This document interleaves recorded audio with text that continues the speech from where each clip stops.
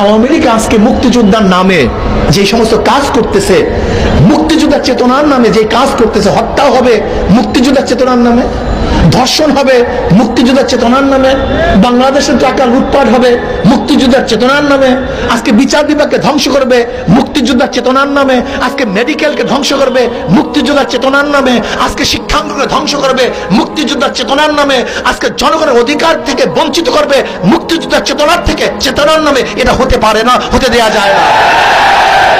মানুষের জান মালের গ্যারান্টি দিতে হবে। আজকে রেজাউলকে হত্যা করা হয়েছে, কেন হত্যা হয়েছে? এই একটা হত্যার জন্যই তো আওয়ামী লীগ সরকারের গদির মধ্যে আগুন লাগা উচিত। কেন হত্যা করেছে? কে হত্যা করেছে? কেন হত্যা হবে?